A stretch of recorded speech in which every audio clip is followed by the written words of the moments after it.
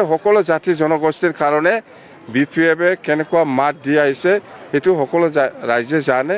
এই হিচাপত আমি কাম কৰি আছো। কোনোবা কমপ্লেইন দিলেও সেইটো নচলিব। নিৰ্বাচনৰ সময়ত সবে চেষ্টা কৰে এজনে এজনক ডাউন দিবৰ কাৰণে। সেইটো সব পলিটিকেল পাৰ্টিতে থাকে।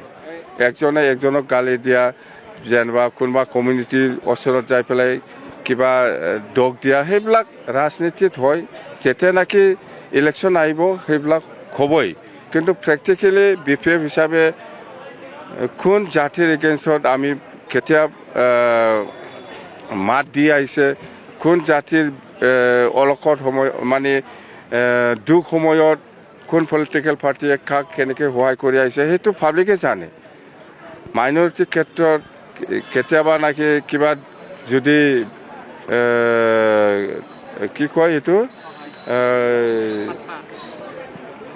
কেতিয়া মাইনৰিটিৰ ওপৰত যেতিয়া নাকি কিবা আহে এই সময়ত BPF কেনেকুৱা সহায় কৰিছে, যেনিবা ৰাজবংশী কমিউনিটিৰ ক্ষেত্ৰত BPF দল হিচাপে কি কৈ আহিছে বা বঙালীৰ ওপৰত BPF দল হিচাপে কি কমেণ্ট দি আহিছে সেইবিলাক ৰাইজে বিচাৰ কৰিব। কোনোবা আজিৰ দিনত কোনোবা মাইনৰিটি অঞ্চলত যাই পেলাই বা বেংগলী ওচৰত যাই পেলাই বা কোনোবা ৰাজবংশী ওচৰত যাই পেলাই কিবা ক'লে সেইটো পাব্লিকে নামানে।